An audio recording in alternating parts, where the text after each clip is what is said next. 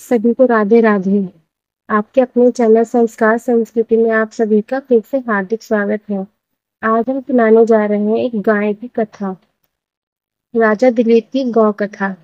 इस कथा का मुख्य उद्देश्य तथा सार ये है कि आओ गाय से प्रेम करें। तो कथा प्रारंभ करते हैं। राजा दिलीप का कोई पुत्र नहीं था, इसलिए वो अपने गुरु वशिष्ठ के पास गए।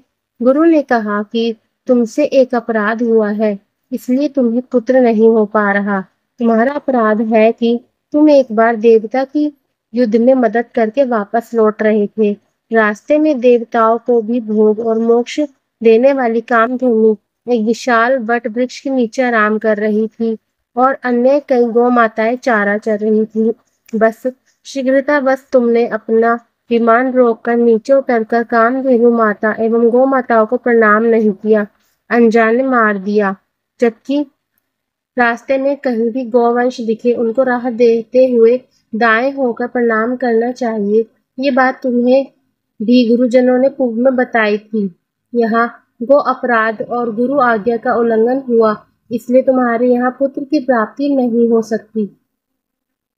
जरा सोचो, हम तो कभी प्रणाम नहीं करते, क्या हमारे पुत्र होंगे? आजकल पुत्र कहाँ पैदा हो रहे हैं? आज तो लड़के पैदा हो रहे हैं। जो हमेशा माँ बाप से लड़ाई करे वो लड़का।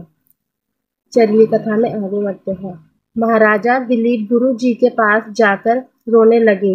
गुरु जी, कोई तो उपाय होगा। गुरु वशिष्ठ ने कहा, जा ये नंदिनी गौ माता को ले जा और इस नंदिनी गौ माता की संतुष्ट होते ही पुत्र रत्न की प्राप्ति हो सकती है।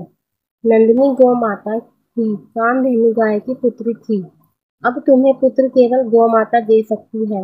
राजा दिलीप ने नंदिनी गौ माता की बहुत सेवा की।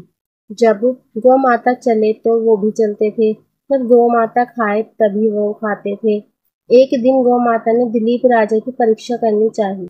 जैसे ही प्रकृति का सौंदर्य निहारते राजा दिलीप की दृष्टि फिरी, नंदिनी गौ माता गुफा में चली गई। उस गुफा में एक शेर था। शेर ने गौ माता को पकड़ लिया और गौ माता करुण पुकार कर डकारने लगी और राजा दिलीप से मदद की गुहार लगाने लगी। याद रहे, राजा दिलीप गुरु कृपा से चर अचर सभी प्राणियों की भाषा समझ लेते थे। दिलीप राजा ने शेर के ऊपर जैसे ही धनुष बाण संधान किया, उनका हाथ जहां का वहां जाम हो गया। वे निशक्त हो गए, क्योंकि यह सब खेल नंदिनी गाय का था। गाय का एक रूप भगवती दुर्गा भी है। वहीं देव, दानव, यक्ष, किन्नर और मानवों को शक्ति प्रदान करती है।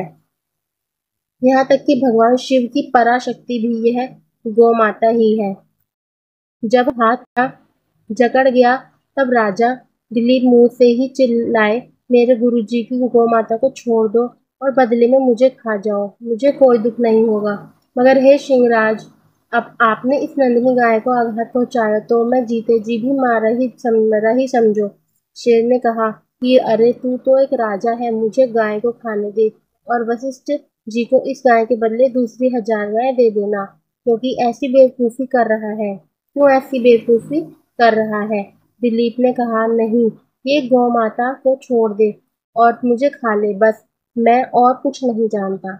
बस गौ माता अपने से इतना प्यार चाहती है। और गौ माता ने राजा से कहा कि बस मैं तुमसे प्रसन्न हूँ, मैं तो तुम्हारी परीक्षा ले रही थी। ऐसा कहकर गौ माता ने अपना समस्त वैभव राजा को दिखा दिया और राजा ने कहा कि मुझे पुत्र चाहिए। और गौ माता की कृपा से दिलीप राजा ने रघु जैसा पुत्र प्राप्त किया, जिनके नाम पर ही आगे रघुवंश चला। इसी रघुवंश में आगे जाकर स्वयं भगवान राम के रूप में नारायण प्रकट हुए। भय प्रगट कृपाला दीन दयाला कौशल्या हितकारी। बोलो गौ माता की जय।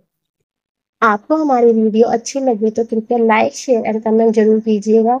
अगर आप हमारे चैनल पर नए हैं तो चैनल को सब्सक्राइब करना ना भूलें तथा बेल आइकन जरूर दबाएं। सभी को राधे राधे।